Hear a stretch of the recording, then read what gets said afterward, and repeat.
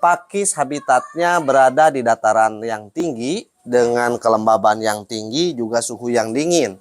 Saat kita bawa pulang ke rumah otomatis ada perubahan suhu dan saat itu biasanya suka ditumbuh. Halo anggrek lovers, apa kabar? Mudah-mudahan pada sehat, panjang umur, banyak rezeki dan sukses selalu. Jangan lupa bahagia ya anggrek lovers. Nah, di samping saya ini ada satu batang pohon pakis. Dan pakis ini hasil hunting dari alam di pegunungan, tapi bukan dari hutan lindung. Saya menemukan pohon pakis ini sudah tumbang, kemudian akan saya manfaatkan sebagai media tempel anggrek bulan. Jika anggrek lover mendapatkan pakis hasil hunting dari alam atau menemukan di alam, sebaiknya ketika di rumah jangan langsung menempelkan anggrek pada pakis ini. Karena biasanya pakis habitatnya berada di dataran yang tinggi dengan kelembaban yang tinggi juga suhu yang dingin.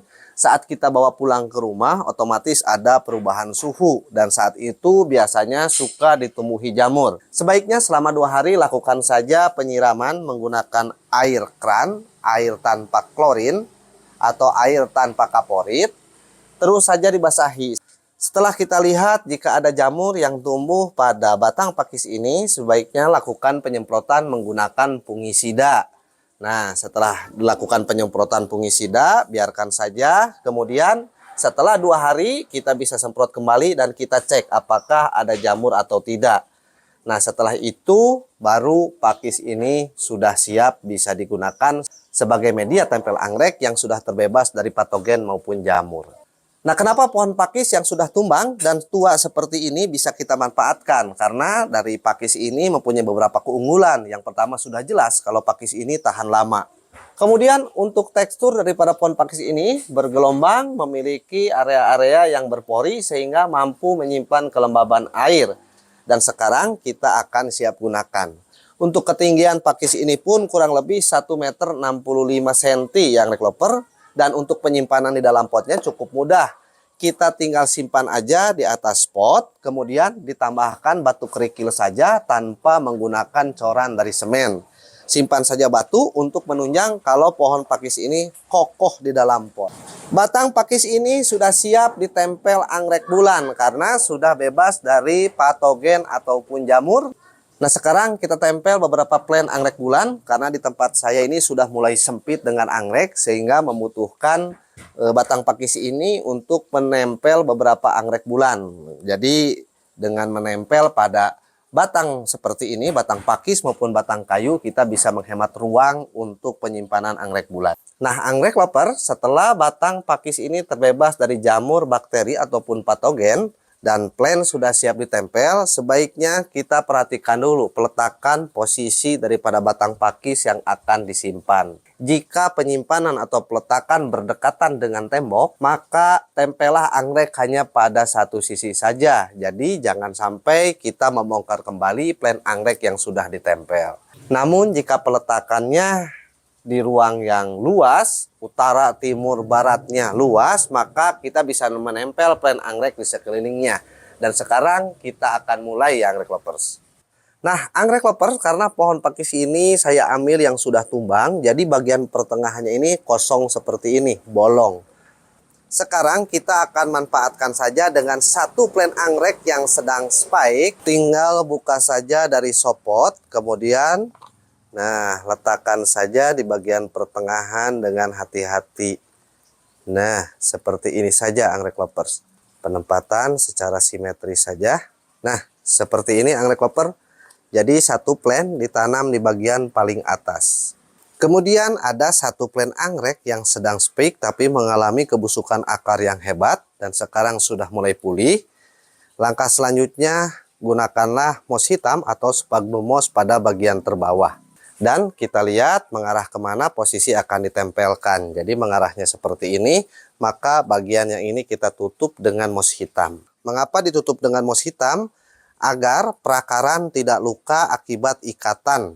Nah, sekarang kita tempel saja di bagian samping seperti ini. Nah, pengikatan plant kedua sudah selesai. Sekarang kita beralih ke plant yang ketiga. Untuk plant yang ketiga pun sama, sedang kenop. Nah, jadi kita tidak perlu melakukan pembongkaran media tanam karena media tanam tidak terserang jamur. Jika ada akar yang busuk di bagian luar, kita tinggal buang saja ya Anggrek Lovers. Nah, posisi plant yang ketiga sudah terikat. Jadi posisi plant antara yang kedua dan yang ketiga itu jangan simetris. Alangkah baiknya ada jarak. Karena apa? Ketika kita mengikat, maka plant yang kedua ini tidak akan terikat. Jadi pengikatan tali langsung kepada batang pakis ini. Jadi cukup aman ya Anggrek Lovers. Dan batang yang keempat pun sama Anggrek Lover, karena ini bongkaran dari anggrek rangkai, ini semua masih kenop. Jadi saya tidak berani membongkar daripada media tanamnya.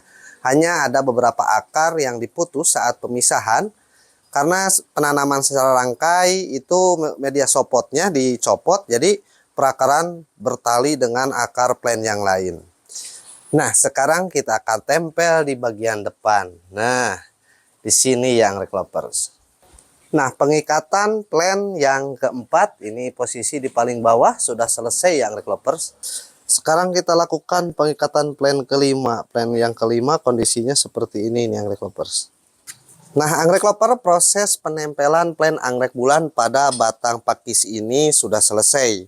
Dalam satu batang pohon pakis ini saya menempel 7 plant anggrek bulan. Karena penempatannya tidak di pojokan, jadi sekelilingnya kita tempel anggrek bulan ini, seluruh sudut terisi oleh anggrek bulan.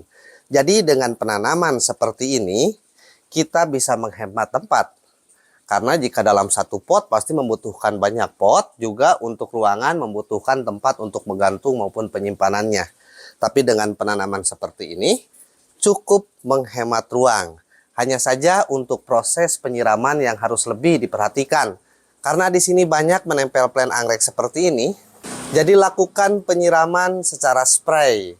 Kemudian saat penyiraman perlu kehati-hatian karena plant cukup berdempetan, dikhawatirkan ada air yang terjebak di mahkota daun ataupun di ketiak daun.